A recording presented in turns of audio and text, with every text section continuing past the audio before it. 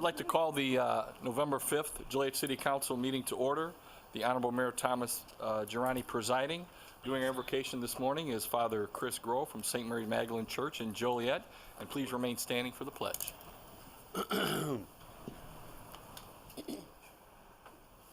Let us pray. Almighty God, you generously bestow your gifts in abundance, and we are most grateful for all that you continue to do for us and for the many favors that you grant. As we gather together in your name, we ask that you will come and enlighten the members of our city council and each of us gathered here. May everything that is done this evening begin with your inspiration and your wisdom. God of wisdom and justice, through you all authority is rightly administered, laws are enacted, and judgments are decreed. Guide and support our mayor, the members of our city council, our city manager, and our city staff. Give them the strength to know your will so that all the decisions may be pleasing to you. May their work be conducted with righteousness, and may they always promote what is good for the welfare and benefit of the people of Joliet. We likewise commend to your care all of the residents of our city, that they too may be blessed and sanctified. Together may we all work for the betterment of our community and enjoy the blessings promised to those who remain faithful to you. For we pray to you, our living and true God, forever and ever. Amen. Amen. I pledge allegiance to the flag of the United States of America and to the republic for which it stands, one nation under God, indivisible, with liberty and justice for all.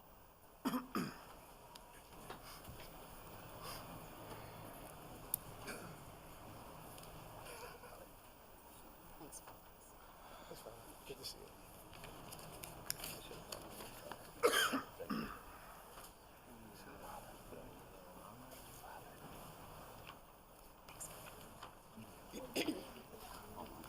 We'll start with roll call. Mayor Girani. Here. Councilwoman Barber, absent. Councilman Girl. Here. Councilman Hugg. Here. Councilman McFarland. Here. Councilman Morris. Here. Councilman Odekirk. Here. Councilwoman Coleman. Here. Councilman Turk. Here. First on the agenda is the approval of minutes. Is there a motion the minutes of the council meeting held on October 15th stand approved as recorded? So moved. Second. It's been motioned and seconded to approve. Councilman Girl. Aye. Councilman Hugg. Aye. Councilman McFarland. Aye. Councilman Morris. Aye. Councilman Odekirk. Aye. Councilwoman Coleman. Aye. Councilman Turk. Aye. Mayor Girani. Aye. Motion carried. Council committee reports. Economic Development Committee report. The Economic Development Committee met this evening, 5 o'clock here in the council chambers, consisting of Councilman Hugg, Councilman Turk, and myself. We had a presentation by Buxton, which is an economic development data company that provides data to let you know what kind of businesses would work in the city of Joliet. If you had a restaurant, a business that you would like to bring to Joliet, they could provide the information if in fact that business would do well in our city. The committee recommended them to make the full presentation to the council, but first we got to get some references from them and some other information. We also reviewed a proposal of the Logrum building sale, the old Crabagales building. We have a business, a restaurant that wants to go in there, and there are some incentives that were brought to us. We had to make some amendments to those incentives, but that will be brought to the council at a later date. We had a request from Alexander Lumber for a sales tax rebate. That was discussed, and the city manager is going to come back with some kind of presentation. That, because of the length of the meeting, we did not get a report from Jim Haller or Scott Kinsella. Jim Haller is going to send out the report via email to us. That's all my report. Public Service Committee report.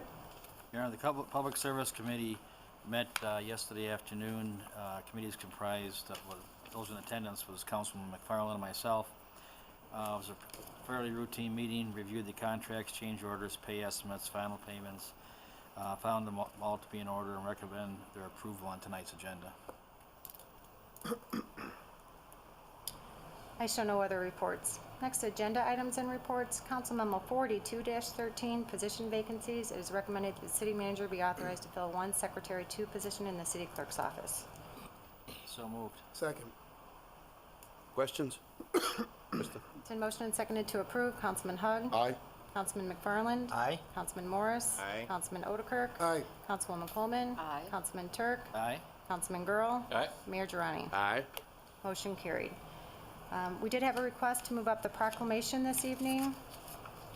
The proclamation is honoring November 2013 Pancreatic Cancer Awareness Month. Audrey Montalto is present to accept the proclamation. Audrey present? Oh, hi.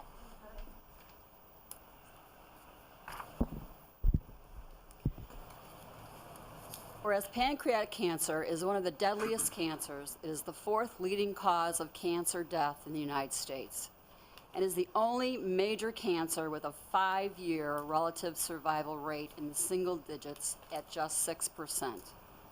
In 2013, an estimated 45,220 people have died or been diagnosed with pancreatic cancer, and 38,460 will die from the disease.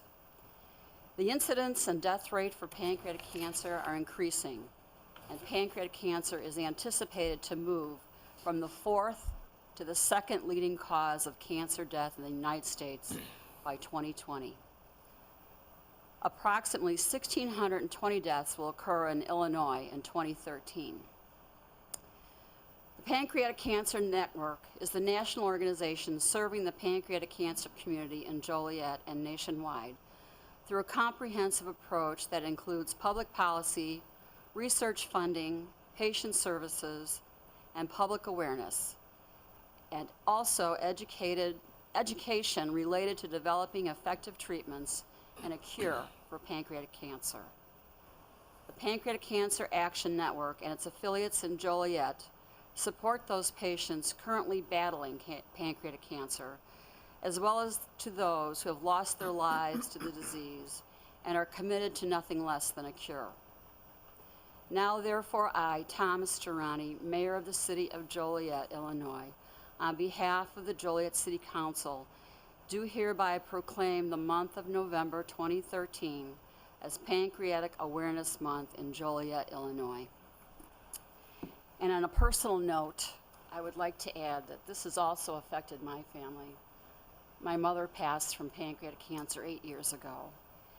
And most recently, these last 3 months, my family's been going through hell as another near and dear family member has also been diagnosed with this disease. So, thank you for all you do. Sorry, a little emotional. I totally get it. But we got to find a cure. Yes, we do. Thank you. Thank you. Did you say something? Yes. I don't know what this works. Mayor Girani, City of Joliet council members, and distinguished guests.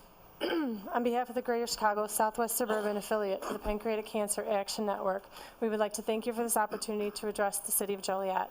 The Pancreatic Cancer Action Network is the only national organization creating hope in a comprehensive way through research, patient support, community outreach, and advocacy for a cure.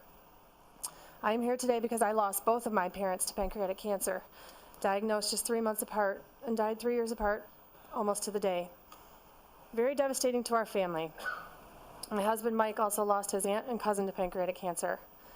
But it isn't only my life and the lives of my family members who have been touched by this disease. This is a problem that can affect our entire community. The incidence and death rate for pancreatic cancer is increasing, and the pancreatic cancer is anticipated to move from the fourth leading cause of cancer death in the United States to the second leading cause of cancer death by the year 2020, and possibly as early as 2015. Moreover, an estimated 1,620 people will die from pancreatic cancer in Illinois alone in 2013, and countrywide, it's estimated that 38,460 individuals will lose their battle to pancreatic cancer this year.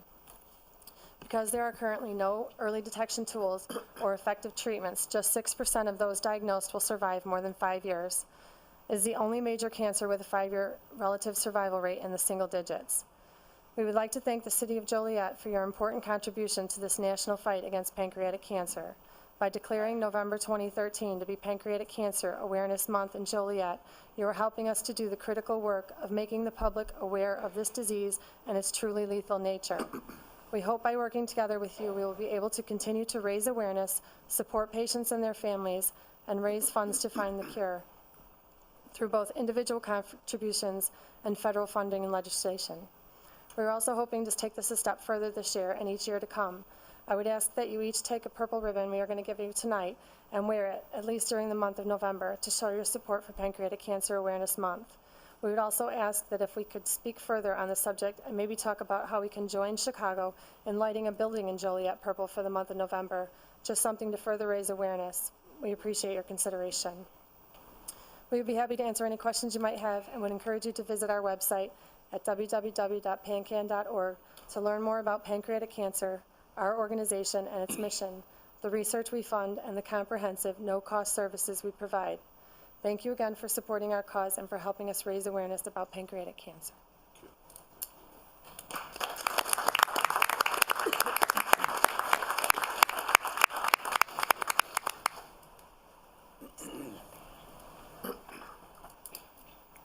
Thank you so much.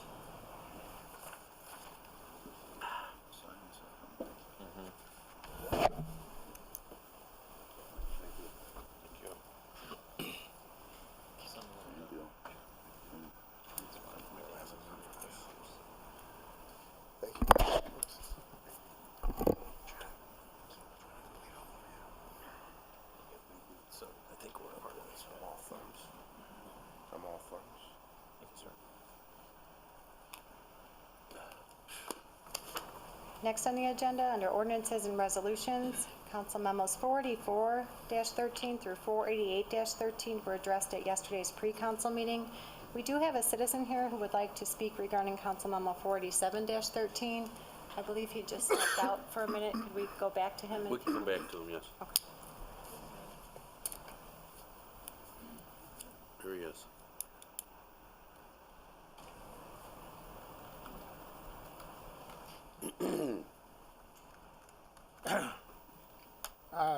My name again, Joe Bellman.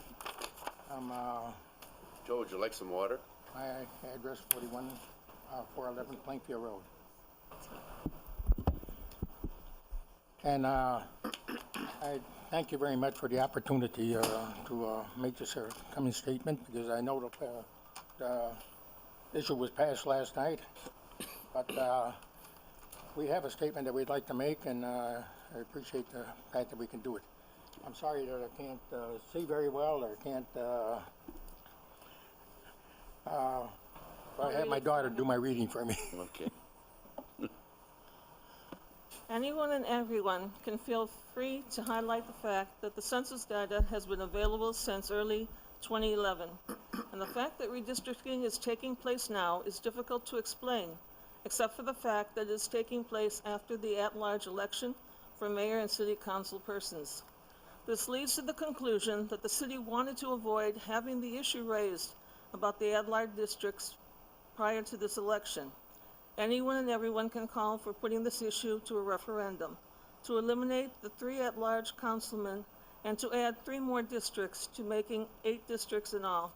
The landmark Supreme Court case Gamales versus Thomberg states that under the Voters Act. And as a result, we asked the city council to do the right thing and put this on a referendum for. Thank you, Joe.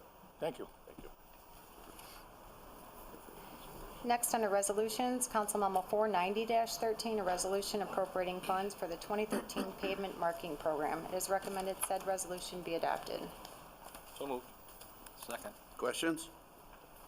It's been motioned and seconded to approve. Councilman McFarland? Aye. Councilman Morris? Aye. Councilman Otterkirk? Aye. Councilwoman Coleman? Aye. Councilman Turk? Aye. Councilman Girl? Aye. Councilman Hug? Aye. Mayor Girani? Aye. Motion carried. Council memo 491-13 was pulled from the agenda and will be placed on the November 19th agenda.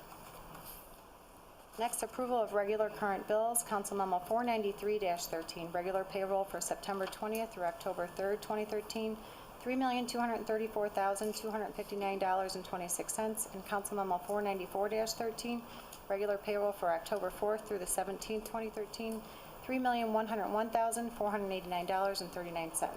It is recommended said regular payroll be approved. So moved. Second. Questions? Krista? Been motioned and seconded to approve. Councilman Morris? Aye. Councilman Otterkirk? Aye. Councilwoman Coleman? Aye. Councilman Turk? Aye. Councilman Girl? Aye. Councilman Hug? Aye. Councilman McFarland? Aye. Mayor Durrani? Aye. Motion carried. Bids and contracts. Under award of contracts, Council Memo 496-13, approve a professional services agreement for the 2013 Utilities East Side GIS Mapping Project. Council Memo 497-13, approve a professional services agreement for the Haldeman Terrace Water Main Relocation Project Phases 2 and 3. It is recommended Council Memos 496 and 497-13 be approved. So moved. Second. Any questions? Krista? Been motioned and seconded to approve. Councilman Otterkirk? Aye. Councilwoman Coleman? Aye. Councilman Turk? Aye. Councilman Girl? Aye. Councilman Hug? Aye.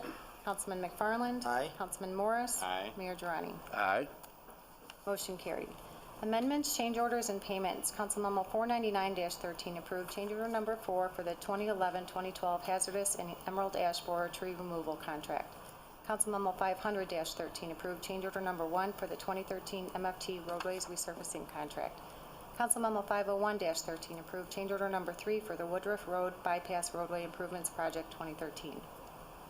Council Memo 502-13, approve amendment number 2 for professional engineering services agreement for the East Side Wastewater Treatment Plant SCADA project. Council Memo 503-13, approve change order number 2 and payment number 3 and final for West Side Wastewater Treatment Plant boiler replacement construction project. Council Memo 504-13, approve change order number 4 and payment number 3 for the 2013 Utilities Restoration Program Phase 1 contract. Council Memo 505-13, approve amendment number 2 and payment request number 16 and final for the Phase 1 engineering services for the Washington Street over Spring Creek Improvement Project. Council Memo 506-13, approve change order number 1 and payment request number 3 and final for the 2013 pavement marking program. It is recommended Council Memos 499 through 506-13 be approved. So moved. Second. Questions? Krista? Been motioned and seconded to approve. Councilwoman Coleman? Aye. Councilman Turk? Aye. Councilman Girl? Aye. Councilman Hug? Aye. Councilman McFarland? Aye. Councilman Morris? Aye. Councilman Otterkirk? Aye. Mayor Durrani? Aye. Motion carried. Under licenses and permit applications, Council Memo 508-13 was approved at yesterday's pre-council meeting. The proclamation was previously addressed. Next, we have Mayor Durrani appointments. I have none. Update on Evergreen Terrace. Jeff? Mr. Mayor, members of the council, I'd like to turn the microphone over to Corporation Counsel Jeff Flyman to give us an update on the Evergreen Terrace case that's been in court for several years. Jeff. Thank you, Tom. Mr. Mayor, members of the council, and members of the public that are here in attendance tonight, many of you will remember that back in 2001, the city began an effort to address the situation that involved Evergreen Terrace, eventually leading to the commencement of a eminent domain lawsuit in 2005 against the private owners of the property. It was the city council's hope at that time that the city's acquisition of the site would result in the city being able to better control how the property functioned. And that is still the city's position today. We've been in litigation, as I indicated, for nearly 8 years. And I'm very pleased to report that the city and the federal government have negotiated a settlement of the Evergreen Terrace litigation as between the government and the city. And it would be, if the settlement were to be approved tonight in open session by the mayor and city council, it would be our intent as a trial team to then file appropriate papers with the court to have Judge Norgal, a federal district judge in Chicago, who has the case pending before him now, review the settlement and enter appropriate orders. And if I could, for the benefit of the council, we've talked about this, of course, previously in some detail, and I don't want to go through all that tonight again, but I do have a summary that I'd like to briefly state for the benefit of the public, because this has been a matter of public concern for many years. I do want to remind everybody that the trial continues, that this is a partial settlement in that it involves only the city and the United States government. It does not at this time involve ownership or any of the tenants that have participated in the lawsuit. So the trial will continue absent the federal government. But my opinion, it's a very fair settlement for the city and involves 4 basic areas of agreement. The first would involve the litigation. There are several pending lawsuits that collectively comprise the Evergreen Terrace litigation. Several of those lawsuits involve the federal government. We have a condemnation case that was initially filed against the private property owners, and then the court required the city to add the federal government as a defendant. Under the terms of the proposed settlement, the federal government would drop its objections to the condemnation case and would permit the city to continue the case against non-settling parties to its final conclusion and judgment. The federal government would waive any right of appeal and would no longer participate in any degree in the litigation. And so the Department of Justice would no longer be involved in the case, other than they do have a potential financial interest in the property if the condemnation eventually goes to a jury and then to a judgment. But with that one exception, the federal government would no longer be in opposition to the condemnation, nor would it participate in the litigation. You may recall that in 2011, prior to the commencement of the condemnation trial, the federal government filed a lawsuit against the city, claiming that the condemnation itself violated the Fair Housing Act and that the city's use of CDBG funding in connection with the Evergreen Terrace litigation violated CDBG law. Those cases would be dismissed summarily by the federal government. Of course, the city would not be liable under either of those cases. For any financial recovery, the matters would simply be dismissed. There are also other pending matters in the bureaucracy at HUD that have been asserted by various parties against the city in connection with Evergreen Terrace. HUD would dismiss all administrative complaints against the city. With the withdrawal of the federal government of the case, the condemnation case would proceed against all other parties in the case. The federal government and the city have agreed that each would bear their own expenses in connection with the litigation. And what that means, and it's a significant thing for the city, is that the United States would waive any right to attorney's fees in the cases or court costs in the event the city were to eventually lose any of the cases. Typically, if the city loses or drops a condemnation case, the other parties in the case are awarded to attorney's fees. The federal government would waive any claim to such fees. In addition, they, of course, would be waiving any claim to fees under the Fair Housing Act lawsuit they filed, since they are dropping that case. That would be the summary of the litigation. For over 30 years, the city also received federal funding from HUD under its Community Development Block Grant Program. That funding was interrupted 2 years ago by HUD, essentially because of the litigation between the parties.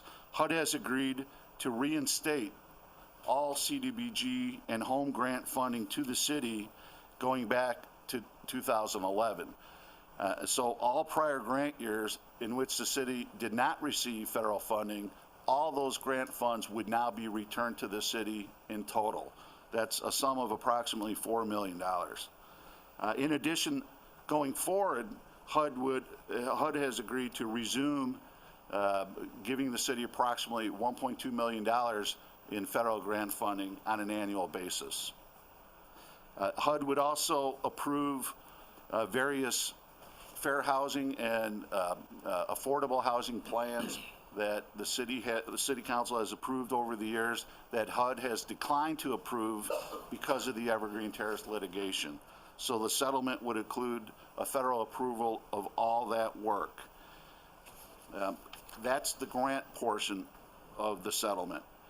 The final portion of the settlement involves the site, the future use of the site, and the housing, because obviously you have a great many number of people that reside on the site, and it's probably the most important case, or most important issue in the case would be the 356 families that currently reside at the site. Now, again, this is a partial settlement. The condemnation case is not concluded by this agreement. The city is still proceeding against the private owners of the property. If the city were to prevail in that condemnation case, the federal government would have no objection to the city redeveloping the site in accordance with the settlement agreement. Under this agreement, the city would have the right to reduce the site densities at Evergreen Terrace. Evergreen Terrace was developed under an older version of the Joliet zoning ordinance, which permitted very high multifamily site densities. Under the terms of the agreement, the site density would be restored essentially to the current Joliet zoning ordinance levels. And what that would mean is that of the 356 units that are currently on the site, 241 of those, up to 241 of those units could be removed from the property. If that were to happen, each of the families that were affected by any future decision of the city to reduce the densities, each of those families would receive tenant counseling, relocation assistance, which would include financial assistance, mobility counseling, and tenant protection vouchers funded by the federal government, so the affected families would have a replacement housing subsidy where they could find, with the assistance of the city and HUD, appropriate replacement rental housing that would be paid for by a voucher that that family would then control. If that family wanted to stay in the city of Joliet, we have made the commitment to HUD that we would honor that request and find replacement housing within the city limits of Joliet.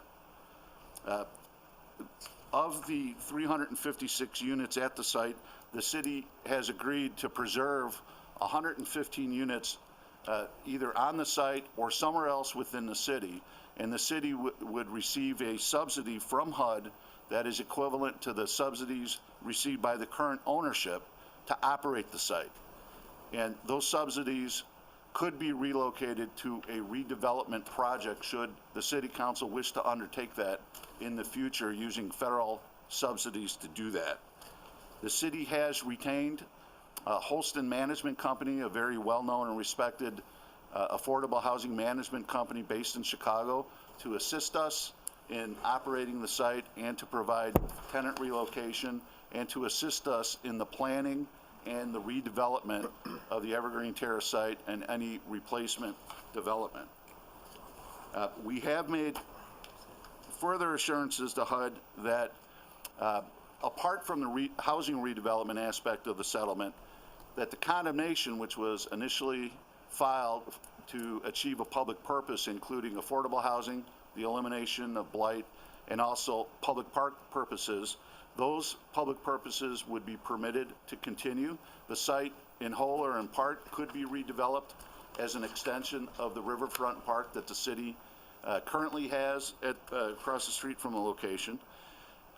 We've also agreed to a request proposed by HUD or submitted by HUD that there be some sort of community use that, in addition to any public park that may be there and any affordable housing that may remain on the site, that there also be an additional community use that would be something in the nature of a community center, a daycare facility, something that would be of benefit to low and moderate income individuals.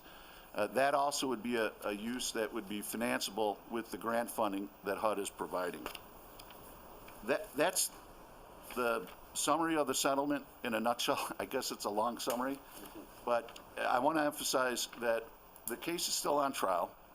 The trial will resume this Thursday. There are still a fair distance to go until this portion of the case is concluded. And then there still is a second phase, if we survive this phase, that would involve a jury establishing the price of the property. Under the Open Meetings Act, we're required to describe, discuss, and take a public vote on the settlement because it is final action. And so I would request, if the clerk would allow me, if there are any questions from the council, I'm certainly happy to take them now. I know we have discussed the details on multiple occasions. I would ask for the council's support and a motion to approve the settlement, which would authorize the city to then present the matter to Judge Norgal this week. I'll move to approve. Second? Any questions? Jeff, just to clarify, we are not purchasing the buildings. Right. Currently. This, HUD does not own the site. It has only loaned money to the site, so this is not a purchase, it's a settlement with the federal government. And, you know, the case is still pending. It is conceivable that the case does not go our way, and I want to emphasize that the reinstatement of the HUD grants, the dismissal of the federal litigation against the city, all of that is ours no matter what the outcome of the condemnation case turns out to be. It's in motion and seconded to approve the settlement between the city and the federal government regarding Evergreen Terrace. Councilman Turk? Excuse me, does anybody want to comment? No? Okay, go ahead. Councilman Turk? I will vote aye, Jeff, and I'd like to thank you for all the effort. You put a lot of effort into this case, and I know it's not over yet, and you'll continue, but it took a lot to get us where we are today, and I appreciate it, so I vote aye. Councilman Girl? Aye. Councilman Hug? Aye. Councilman McFarland? Aye. Councilman Morris? Aye. Councilman Odekirk? Jeff, I also commend you. I think it's imperative that we end all litigation we are having with HUD and with the United States Department of Justice, so I think this is a no-brainer. Aye. Thank you. Councilwoman Coleman? I also like to thank Jeff. This has been years in the making, so I vote aye as well. Mayor Girani? Thank Jeff and his crew that did this. I know when we started this it was shaky, but this is a great outcome, and I vote aye. Motion carried.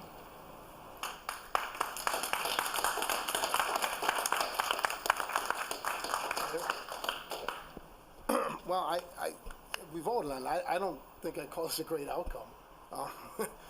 But I guess in all fairness, there's ongoing litigation, so I think it'd be irresponsible to talk too much about the ramifications of this. But I do think at some point, as a city, we should consider being a little bit more forthright with what's actually going on here and what this means. And again, I know there's litigation pending, so our hands are tied somewhat.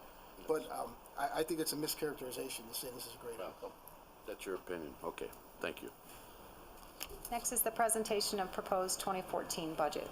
Mr. Mayor, members of the council, we have a presentation that'll be given by Rachel Mayer, our Finance Director, on the proposed budget for 2014. Rachel has prepared a document that's before you. You're just getting it for the first time. We will make it available for public inspection tomorrow morning. We'll have... So, yes, Yes. you are correct. It will be on the website tomorrow as a presentation. The detail is included. This is, so kind of what we've done this year was we started with the revenue discussion at the Finance Committee meeting on 2 weeks ago to kind of give the Finance Committee an opportunity to look at the estimates in detail and see where those numbers, how those numbers were coming in line for the proposed budget. What you have in front of you is the second piece of the 2014 proposed budget, which is the operating portion of the budget, which is made up of the general fund, the water and sewer fund, and the parking fund, and it's just for the operations. The anticipation is that this will, yes, be placed on the website for review. This is for you guys to be able to see the detail that comes into the numbers. There will be a third piece that comes to you, that's the capital and special revenues portion, and when that piece is finalized, then that whole document will be placed, and that will consist of the 2014 proposed budget. And then there'll be a final presentation at the next council meeting on the 15th. Nope. Mr. Mayor, members of the council, we're recommending a budget review schedule of November 18th, Monday the 18th at 4:30 p.m. That would be an hour before pre-council. Depending upon how heavy the agenda is, you may be able to get some more done as part of the pre-council session. And then, assuming the agenda is relatively light, we could schedule another session for reviewing the budget on November 19th during the 6:30 regular city council meeting. And then we'd also have December 2nd and December 3rd. Our hope is that we'd have this in final form ready for your vote at the December 3rd meeting. We would also have the tax levy, which Rachel will inform you that we're not recommending any kind of increase that'll trigger any kind of any kind of public hearing that would be required or any kind of special notice that needs to be placed in the paper. So that's the proposed schedule. If you would like to have special meetings, and we'd be happy to do that, or if there's a special area you'd like for us to focus on at another meeting, we'd be happy to do that. There's always the option of having the Finance Committee look at this too. They'll be having their next meeting on Tuesday the 19th, I believe, and some pieces of the budget could be taken up then. So we're trying to make sure we give you adequate opportunity to review the budget. There will also be time built in for public comment. We will also be receiving either written comments, email comments, whatever residents would like to do. As they come in, we'll make sure that you receive them so you can see what the public's commenting on as far as the budget.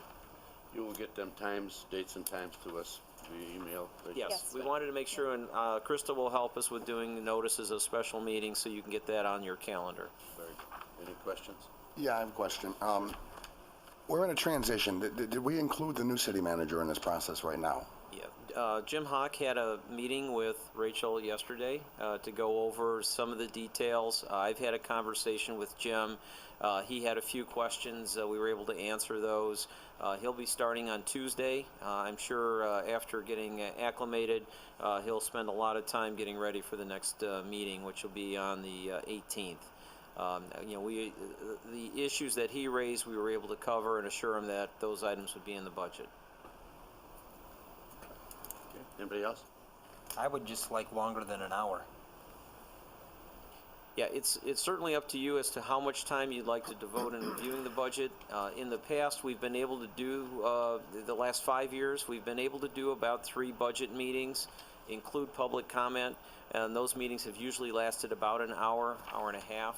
But if you'd like longer, that's certainly up to you. Well, we're not going to do this all in one meeting. No, anyways. and actually, there's really, if we start at 4:30, we could break at 5:30 for the pre-council meeting and then continue on with the budget meeting. So it's not a situation where we're putting an hour limit on you. It's just that we're trying to budget your time as we've done in the past and make sure that you have an adequate opportunity to review the budget. Or if need be, at that time, we can reschedule another meeting.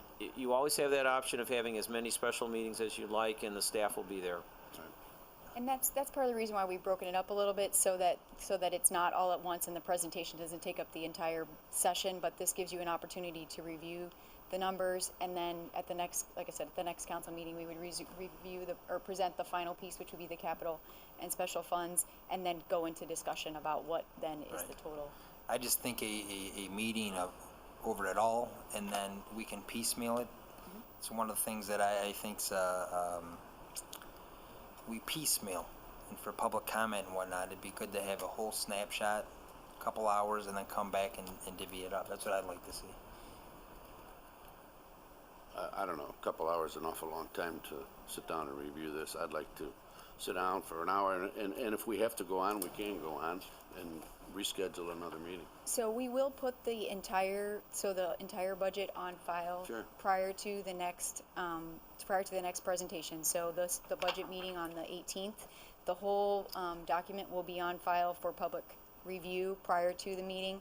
So the presentation on the capital portion, I'm guessing, would be 15 to 20 minutes, maybe a half hour, and then that remaining half hour for that day would be available for any kind of discussion, as well as the December 2nd, 3rd. And then if we needed to schedule any in between, we're open to that as well. Do that, sure. Okay. So just a couple short slides. So like I mentioned, this is a discussion about the operating portion of the budget.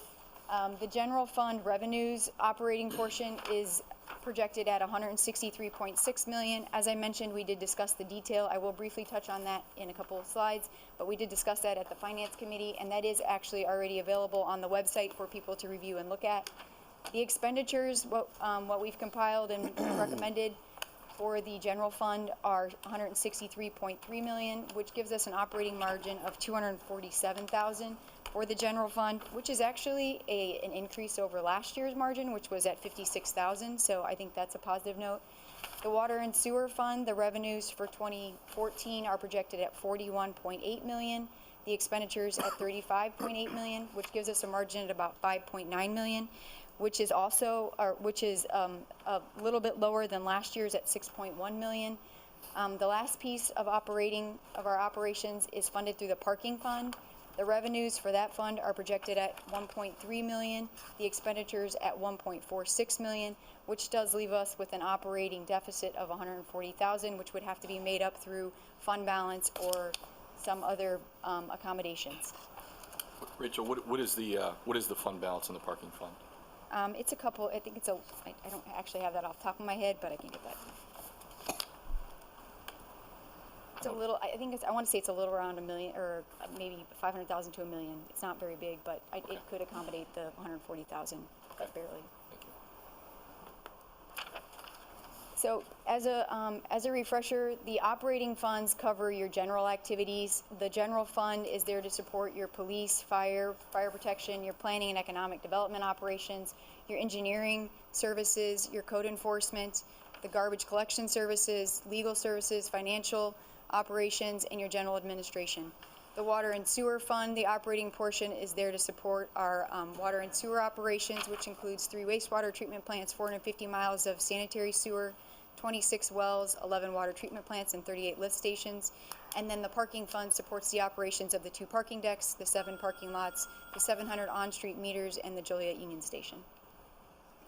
So overall, the operating budget for 2014 as proposed is $200.6 million. That's compared to what was included for 2013 at $194.5 million, which, as you can see, is about a 3% increase, or a little over $6 million. You can see from the general fund, it's about 3.2% increase at $5 million. The water and sewer fund increases about $1 million at 2.9%, and then the parking fund is fairly flat with about a 2% increase. The highlights from the general fund on what's included from a overall proposed budget perspective. The revenues, as I mentioned, are estimated at $163.6, which is an increase over last year, a little over a 3% increase. The budget, the way it's currently proposed, does keep service levels consistent with 2013. It does accommodate the increase in the IMRF contribution rate from 17.98% to 18.25%. It also includes the increase for the fire pension fund of $162,000. The police pension fund actually decreased just slightly. It also, the current numbers in front of you, accommodates the health insurance increase of about $800,000, which is a little less than 4%. It does include the additional funding for 5 sworn vacancies to be filled. So currently the complement of sworn police officers is 257. This would move that up to, so then any retirements that come up through the year would be filled through attrition. On top of that, this accommodates 5 additional vacancies. It does include funding for a human resources generalist, and then 8 firefighter vacancies to try to mitigate some of the overtime costs that we've seen due to the increase in the requirements for the staffing of the equipment. It does also... Excuse me, Rachel? Sorry. Mayor? Go ahead. You said we're at 257 sworn police. Mm-hmm. Do you know what the number is where we're supposed to be? 302. All right, so we're about 50 short. Mm-hmm. And we're hiring 5? Yes, and then any replacements through if there was any retirements during the year, we recommend filling those as well.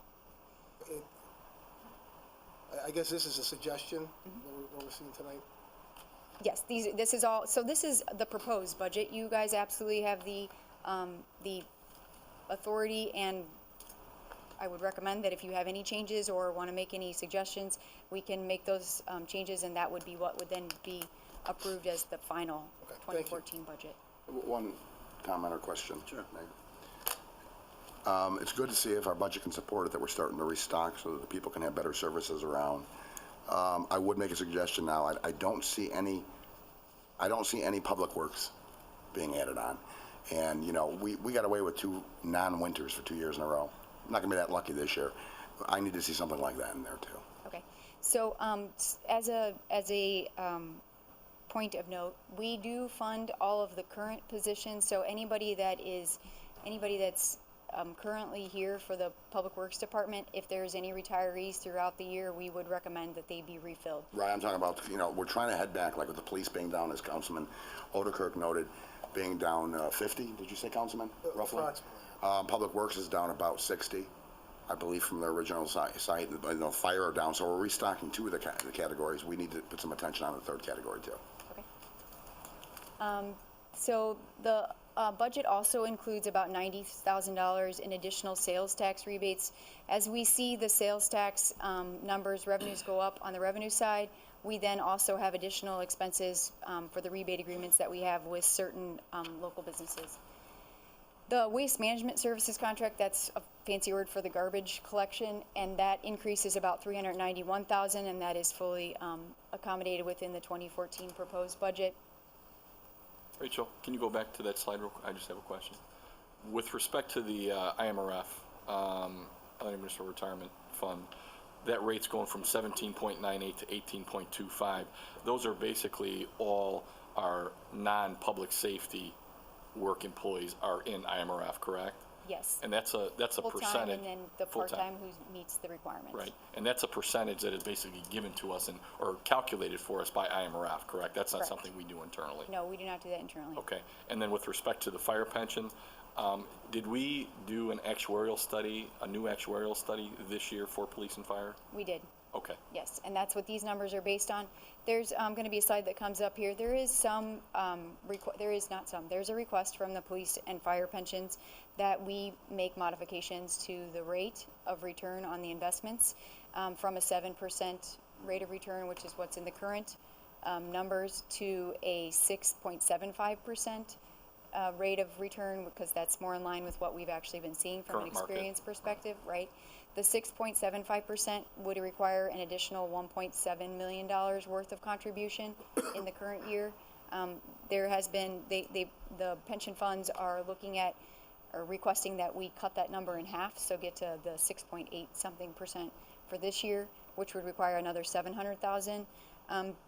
Based on what we have seen with our 2013 numbers, the recommendation, what the city manager has discussed, is that we would fund that through some of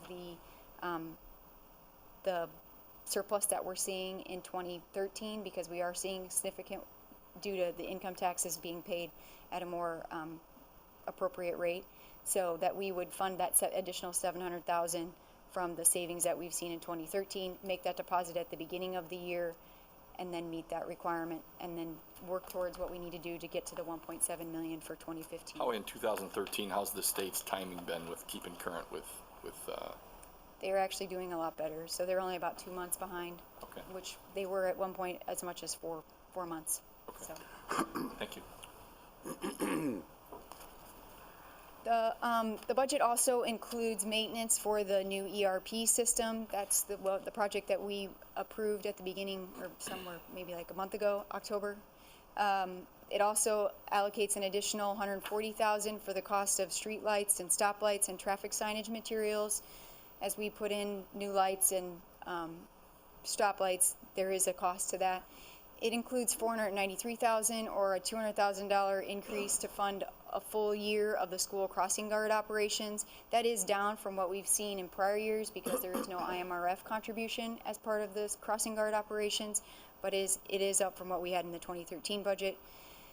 There's $350,000 for forestry services, which is up about $50,000 from the 2013 budget, or about 16.7%, and that is to help with some of the EAB additional costs we're seeing.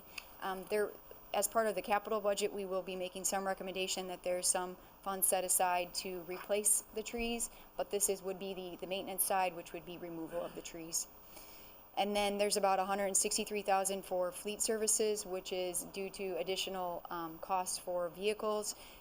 Because we didn't replace our vehicles for several years in a row, we are seeing some additional costs for our aging fleet. This slide shows us where our general fund revenues come from, what the sources are. Of the 163 million, 27% comes from our sales tax receipts.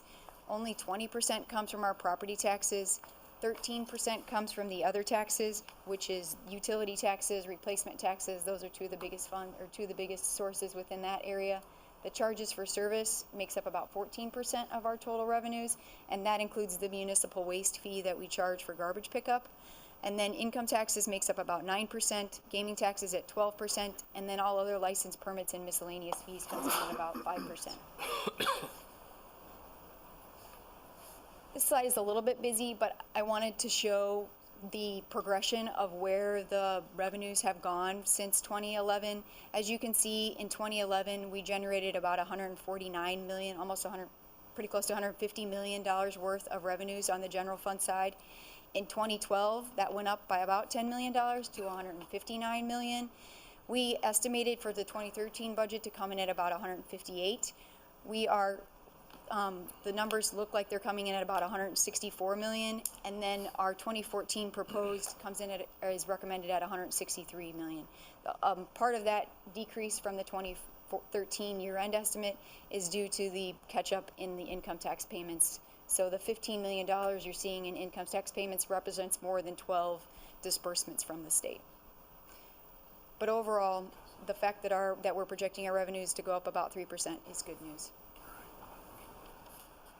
So where does the $163 million go? As you can see, the police department is the largest area that's funded through the general fund, and this does include the portion of the public safety pension that's attributable to the police department. So their budget is a little over 50 million. It also includes the operations for the school crossing guards, the telecommunications 911 center here. The next largest piece of our budget is to support the fire department, which comes in a little under $40 million. That also includes the pension fund payments attributable to the fire department. The administrative service department, that includes our human resources, buildings and grounds, and fleet services. It also, because it houses the human resources department, it includes the healthcare costs for all of the city, which is then allocated back to the water and sewer fund, or actually the water and sewer fund and the parking fund pay an administrative fee back to the general fund for the healthcare costs.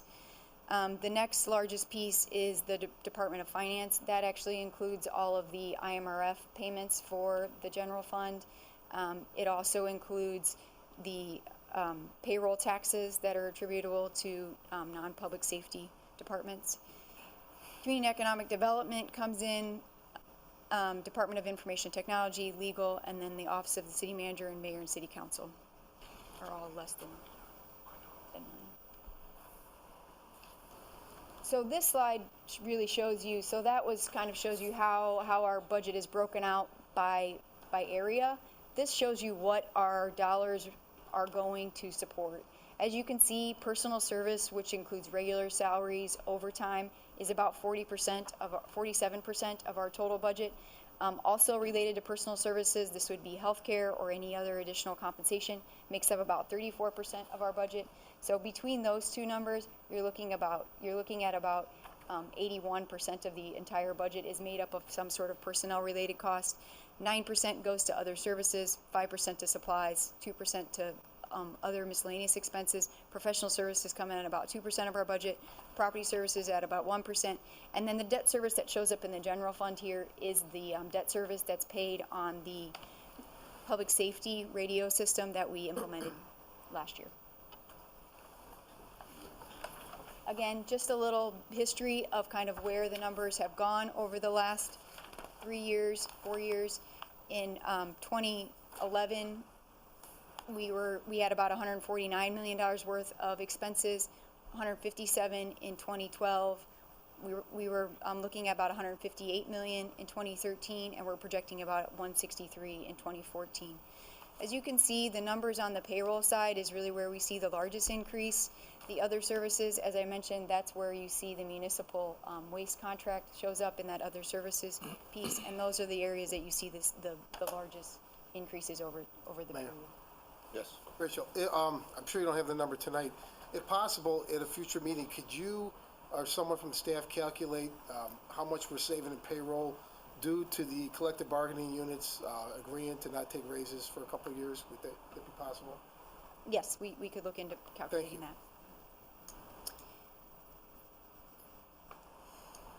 So some of the items, as I was mentioning, that came up during the budget discussion that aren't included in the numbers that you have in front of you are the funding for a full complement of the fire department vehicles.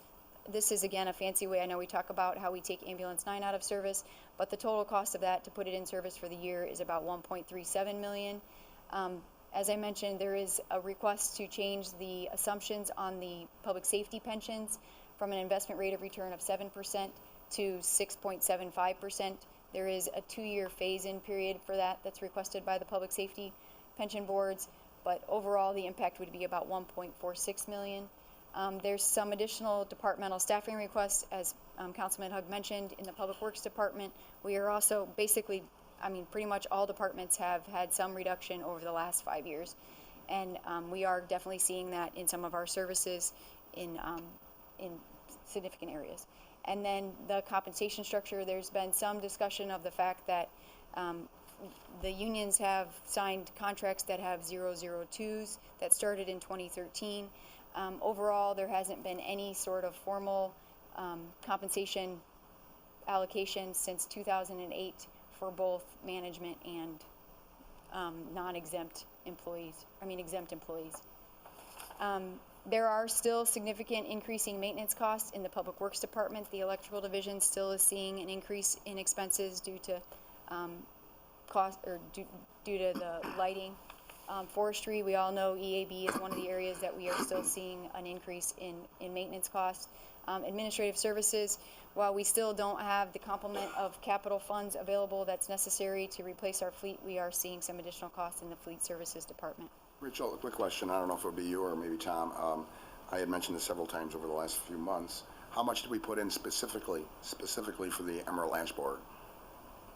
The fight against or, taking down the trees. We're getting a lot more calls. Right. And it's going to get uglier. Yep. And I haven't had a chance. I just got the budget as the rest of everybody else did tonight when we got here. So I'm asking you to tell me, before I look in there, did we put the $600,000 in there that we need? We did not put in $600,000, so the total amount that's allocated for the forestry function is about $350,000, which is an additional increase of about $50,000 from. But that's not just for the Emerald Ash Borer. That's a total function as a department. Absolutely, absolutely, it is. We did increase it some based on trying to make the whole thing work by about $50,000. Like I said, that would be more for the removal of trees. There will be some recommendation on the capital side for replacement of trees due to the Emerald Ash Borer. The Water and Sewer Fund is the second piece of the operating budget. It is also balanced with $41.8 million in system revenues. The expenditures are estimated for 2014 at $35.8 million, which is about $1 million increase from the 2013 budget, or about 2.9%. It does also recommend that service levels stay consistent with 2013. It does provide for the increase in maintenance cost of the aging system. It includes the maintenance costs associated with the implementation of the ERP, which does the billing for the Water and Sewer Fund. And then it includes about $6.8 million for the revenue bond debt service and about $600,000 for the EPA loan debt service. The water and sewer revenues are generated from about 54% of customer receipts on the sewer side, 41% of customer receipts on the water side. A very small portion, 2%, is made up of fines and fees, and then about 3% is other. And that's the breakout of the $41.8 million. What are those $41.8 million used for? $34.8 million of it is allocated to the operating portion of the Water and Sewer Department. As you can see, the administrative function is quite large, but that does house the expense back to the general fund for the health care and the pension contribution for the Water and Sewer Fund, and any other general services that are provided by the general fund to the Water and Sewer Fund.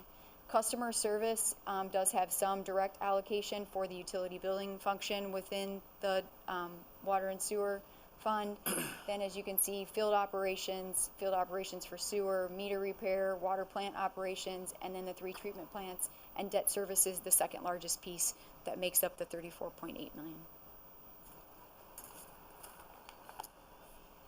Similar to what we showed on the general fund side, the water and sewer fund expenditures break out with about 24% for payroll, 18% for the benefits portion, 5% for other services. The supplies is much higher on this, a much larger portion on the water and sewer side, at about 16%. Professional services, 4%. Property services, at about 3%. The debt service, like I said, makes up a significant piece of the operating budget. It's about 18% of the total, and then transfers back to the general fund at about 11%. The parking fund is the last piece of the operating budget, and it does the estimates for the 2014 proposed budget for the revenues are 1.32 million, which is about an 8% decrease from the 2013 budget. Part of that has to do with the construction at the transportation center and some of the parking lots being out of service. The impact that the construction has on that area and the parking revenues that are associated with, or that get deposited into this fund. The service levels are recommended to stay consistent, which is why there is a deficit in 2014, and the expenditures of 1.46 million do anticipate that we would keep the operations of the parking fund consistent with what we have currently. As I mentioned, that leaves us with about a $140,000 deficit on the operating side and no funds available for capital improvement. The $1.3 million worth of parking revenues, as you can see, most of it is made up from the parking decks. The parking lots at about 8%. The street parking comes in about 20%. There is fines and fees that are about 14% of the total, some miscellaneous revenues, and then parking permits at about 2%. Overall, this chart shows you where the dollars then are being allocated. As you can see, a significant piece is allocated to the parking operations, and then meter patrol, Union Station, collections a very small piece, and then other has to do with the benefits and the allocation back to the general fund. Are there any questions?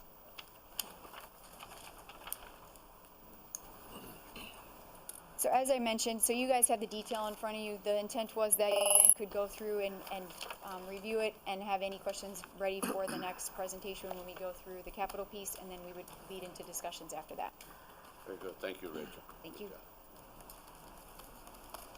Next is new business, not for final action or recommendation. Seeing none. Mayor and council comments. Ken? Councilor Darrell? Sure. Just a couple things. Want to make mention, I actually got a couple of phone calls on this, and I think it was last week. The city of Joliet actually lost not only a local hero, but really an American hero in Frank Percani. Frank served his country. In fact, maybe most of you kind of remember Frank Percani in the film Band of Brothers, which basically immortalized a group of men that were in the 101st Airborne. I think it was the Easy Company. Basically were dropped behind enemy lines in Normandy and kind of fought their way to Germany. And Frank just lived an extraordinary life. He was a humble man, served his country, with honor, with distinction, loved his family, and I just want to mention that I did get a few phone calls on it. I also want to thank the Herald News did a tremendous piece last week. I think it was on the 29th, and it really just depicted a man who, as I said, loved his family, loved his country, lived his life humbly, and as a city, we are certainly honored to have someone like Frank Percani, who was from Joliet, lived in Joliet. He was a letter carrier all of his life, and again, I just want to send my condolences to his family. I also want to mention Tom Thanis. I believe this is Tom's last meeting tonight, and I just want to thank Tom for the wonderful service that he's given to the city of Joliet for over almost 25 years. And I've actually had the opportunity to work with Tom when I was on the county board and also on the city council for almost 20 years. And Tom, it's been a pleasure. Your professionalism, your leadership, when you came back to the city about 5 years ago, it was a difficult spot. And through your leadership, through your guidance, through your steady hand, you've basically, we just heard a budget report here that not quite turned the corner. We still got a ways to go, but I think you were able to, to put the brakes on and made some difficult decisions, which I know were hard for you to do, but you did it, and we thank you for that. And we're a better city for having you here for the last 25 years. I also want to thank your wife, Thea, who I see out there in the audience. I know she doesn't like any attention drawn to her, but I'm going to tonight, Tom. And your daughters, Kathleen and Tony, your beautiful daughters, Kathleen and Tony. I want to thank them for sharing their husband and their fathers with you for the last 25 years. So, Tom, much success to you in the future. Thank you, John. Councilman Hug? Tom, I'm going to keep it short, which I do, because I think Councilman Girl said a mouthful, and he was very accurate. I will thank you for your service and wish you truly the best, man to man, person to person. And I have the best thoughts and wishes for your family. And I do echo Councilman Girl's thank you to the family for letting us have him when you couldn't have him, because we had him over here. And you're going to do fantastic moving forward. We'll be, what do they say in the old days? See in the funny papers? With that, I wanted to add something that was kind of a positive thing that was brought to my attention too. Young person here in Joliet, his name is Justin Grammer. His mom and dad are Jessica and Jim Grammer, and he's 12 years old. His sister's 13. He had entered a contest where he had written an essay for the Special Olympics. His sister Jessica does face the challenges of autism. And I could go on and tell you about the essay, but it's not a real long essay. And I'm just going to read it and let you know that he won. In Illinois, he's going to be featured by the Special Olympics throughout Illinois in all kinds of events. There's prizes that he will receive for it. But I think the main reason he wrote it, as you'll see when I read it, is because of his sister. And I will say this much. I think Justin gets it, what a lot of times some people don't get. It's all about family. It says here, and this is Justin Grammer writing this. My sister, Jessica Grammer, was diagnosed when she was 2 years old with autism. When she was 6, she took swim lessons, which did not go very well. She had trouble swimming from one end of the pool to the other, and when asked to swim on her back, she sank. Imagine my surprise when she asked her mom to sign her up for Special Olympics swim team. Because of her determination, Jessica not only swam an impressive freestyle, but her backstroke was good too. This past year at Special Olympics Illinois Summer Games, Jessica won gold medals for her 50-meter backstroke, which was swam in an open competition. I am so proud of my sister because she has taught me to never give up. My big sister, Jessica Grammer, is my hero. She is passionate and caring and willing to let me join in her Special Olympic experience. Jessica asks me to go to the pool with her to help train for competitions. Not only that, but she has made sure that I am included when she goes to swim practice with her team. I see so many special needs people, including my sister, being excluded from normal activities because they have special needs. When my sister started with Special Olympics, I was afraid that her and her teammates would exclude me because of how they were treated by the outside world. But I was mistaken. My sister made it a point to introduce me to all of her friends and coaches. Her teammates have taken me in not only as a friend, but they treat me like a little brother. I have learned from Jessica and all my new best friends how to treat others. I wish the world could experience what I have been able to experience through my sister. Not only has Special Olympics transformed the life of my sister by allowing her to swim, but it has also transformed me. Jessica has gone from someone who was afraid to talk to people because most people would shut her down because she was hard to understand, to someone who has worked hard in speech therapy so she could be understood when sharing her experience with Special Olympics and swimming. My sister went from not wanting to be around people to eagerly waiting for the next Special Olympics fundraiser or special event just so she can meet new people. My sister is my hero because she has shown me how to be courageous and never give up. This was by Justin Grammer, and I'm going to give him a round of applause.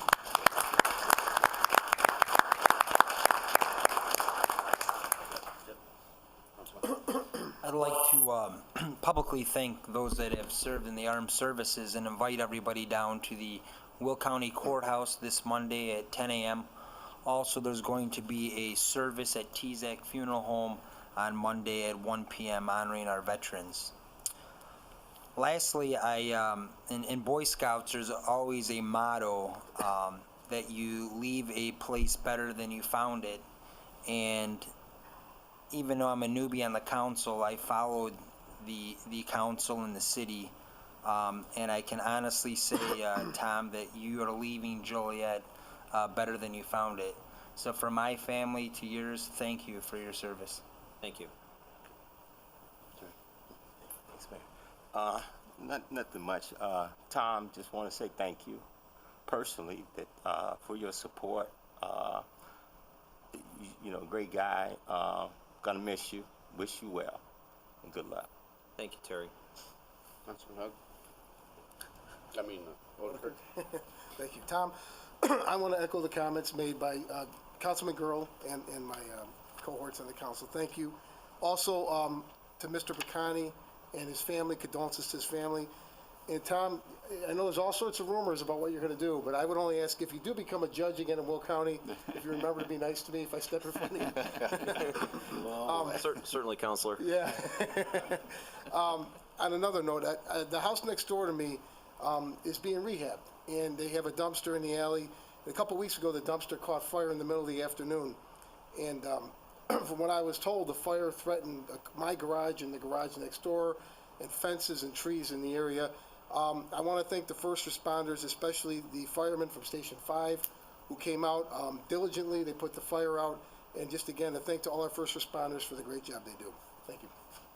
Councilwoman Coleman? Well, Tom, I've known you for a very long time, and we've had our ups and downs, but we always end up on a high note. I just want to say thank you for everything you've done. And I know that you'll do well, and I hope that you do make a judge, and you make a very fair judge. Thank you, Jan. Councilman Turk? Tom, you know, we go back a long ways to like 1987 and maybe even a couple of years prior to that. And I've appreciated all the support you've given me personally and professionally. You've always been direct and honest and given the right answers. You put your whole heart and soul into this job. And I know for a fact that, you know, this is, I think your career as city manager was too short, you know, and I think that it was not your will or desire to leave. And I'll leave that at that. But you got us through probably one of the most toughest financial crises the city has ever gone through, and we're a lot better shape for it. It's a sad day that you're leaving, I think, and that I know that when you resigned, you could have given a 2-week notice and walked out of here. But you're a class act, and you don't operate that way. You gave all the dedication that you've given over the years, also since you've announced your resignation. So I too wish you the best of luck. If there's, I don't know what I could do, but if there's anything I could ever do for you, please don't hesitate to call, and wish you the best of luck in the future. Thank you, Mike.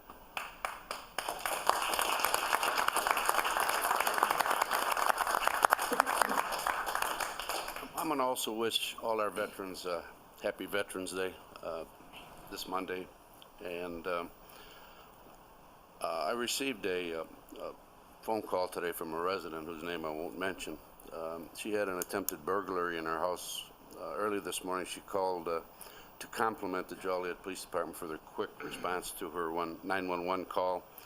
And also she commented on the level of professionalism of the responding officer. I'd like to ask Chief Trafton to find out who that was, so I can personally call him. Thank him. Chief Benton. What I call him? Trafton. No. You know who I was talking to? Okay, thanks. Find out who that was so I can personally thank him. Also, I would like to refer something to the Legislative Committee. Instead of having pre-council meetings on Monday, set aside the first and third Mondays for committee meetings, and we would just have the council meeting on Tuesday. As you all know, last night we voted on a lot of issues. Somebody may wanted to come to talk about them tonight, but we voted on them last night. This if we do Tuesday only, if they wanted to talk on an issue, they know they could come on Tuesday night and talk about it. I would like the legislative committee to look at setting aside the Mondays for committee meetings and just have the council meeting on Tuesday. Lastly, Tom, we go back a long way. I remember negotiating across the table from you. I don't have to tell you about how I feel about you leaving. I've told you that many times. I talked to you for a long time, trying to get you not to leave. So with that said, I've told you many times how I feel about you. Thank you. Thank you, Mr. Mayor. Mr. Mayor, if I may have a few seconds? Sure. I actually walked in this building 32 years ago this week to start a job as a young assistant corporation counsel. And I had a plan of working here for a couple of years and then going off and making millions of dollars and marrying a nice Greek girl. Well, I only did one of the two. And obviously I chose the right one to do. But a few months after I started, we were playing basketball at the Charlie Club. Those of you who've been around for a while remember the Charlie Club. It was staff. Most of them are retired now. And I was not a good shooter, so I had to make up for my lack of shooting skills in other ways. So if I saw a loose ball, I'd definitely dive for it. Well, one night I dove for it, and I split open the lip of the then city manager to the point where it was huge. It was like a basketball. The next morning, I received a phone call from someone by the name of Councilman Joe Shatina. I'm a young assistant city attorney. Back then, we didn't have direct lines, so it was either Rita or Yvonne. Said, Councilman Shatina on the phone for you. And I got a little nervous. Back then, I was going to traffic court, housing court, small claims court, just kind of doing my slaughter calls. And I'm thinking, oh, good, what did I do now? And he said, are you Tom Thanis? Yes, I am, sir. And he said, and I wasn't sure where he was going to go. He says, I want to thank you. And I said, well, why? He says, because you did to the city manager what we've wanted to do for a long time. And that night, I already knew that playing basketball was a full contact sport, but that night I did learn that being city manager is also a full contact sport. And I think I've learned that even more so over the last almost 6 years now. I can't tell you what an incredible part of my life that this has become. I had the privilege of giving a speech a few months ago talking about the American dream for the Thanis family, and that we had a chance to live it firsthand. And my words to our daughter was that to get to that moment, a lot of hard work went into it. And a lot of it started with my parents, who, my mom grew up at 109 North Bluff Street, which is about a 3-iron away from here, or at least Joe's 3-iron. And my dad came to Joliet in 1951. They were married at the All Saints Greek Orthodox Church at 102 North Broadway in '53. And right before I was born, my parents moved to Indiana to run a restaurant. And I know that's a big surprise for people that a Greek would go run a restaurant. So I didn't spend most of my formative years here in Joliet, but the family came back later on in life. And, you know, it's just ironic for me that this little part of the earth has become my home. We dropped anchor here, and it truly is part of living the American dream to have had this position. I love this city. It's been very, very good to me and Thea and our kids. I plan on staying involved, and I hope to see all of you in various capacities. And I think I would be remiss if I didn't thank the people who are part of the team, and that's certainly the management staff sitting to my left, this guy to my right. It truly is, as I told people, you've got to have good chemistry, because it is a team. And you see each other every day, and I think, you know, those of you who have had public service understand it, and John does now, the mayor did when he was a firefighter. And the people to my left and Jeff to my right have made a lot of sacrifices over the last 6 years. So any credit I am receiving this evening, I share with them. I know Bob asked about some sacrifices made by some of our union brothers and sisters, but you've got a group of management people who haven't had a raise in 6 years, who have helped me find ways to cut overtime, have helped me find ways to cut expenditures on vehicles, do everything we possibly could with duct tape and baling wire. And we were confident we were going to be able to put this back together, and we did. But it was a true team effort. So I thank them from the bottom of my heart before I leave here tonight. I do have to tell you that I will be watching. I think I'm already having some separation anxiety, but I think you'll be pleased to be working with Jim Hawk. Jim has a great background as a professional manager, and my few meetings with Jim, I think he's ready for the job. And I know he'll have the assistance of the staff to get us through this. And to you, to the mayor and the city council, what you do is difficult. There's no doubt about it. I think all of you have experienced crisis firsthand, and it's very, very challenging on your families too. A lot of you understand that what we go through. A lot of the people in the audience don't. And I do appreciate everything that you do. Putting your name on the ballot, which I've done a couple of times, is very difficult, but you have reached a position which I think is probably the highest position you can hold, and that's local government. Serving local government, to me, is probably the best form of government, whether we have 5 districts or 8, it's up to you and the voters. But you are in charge of delivering basic services to the people of Joliet every single day, and that's police, fire, water, sewer, and roads. And I think we do it well, and a lot of that credit goes to the 9 of you and your predecessors, many of whom are here tonight, and I thank you for doing what you do. Thank you very much for the opportunity to be city manager of the city of Joliet. Thank you.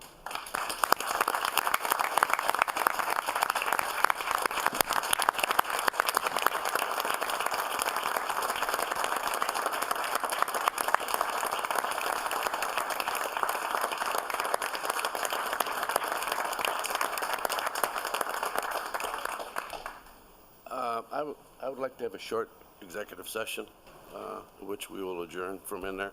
Is there a motion? What's it in regard to? Personnel. Personnel. So moved. Second. Motion and seconded to go into closed session to discuss personnel, collective bargaining, land acquisition or conveyance, pending or threatened litigation, after which the meeting will be adjourned. Councilman Girl. Aye. Councilman Hug. Aye. Councilman McFarland. Aye. Councilman Morris. Aye. Councilman Otterkirk. Aye. Councilwoman Coleman. Aye. Councilman Turk. Aye. Mayor Durrani. Aye. Motion carried.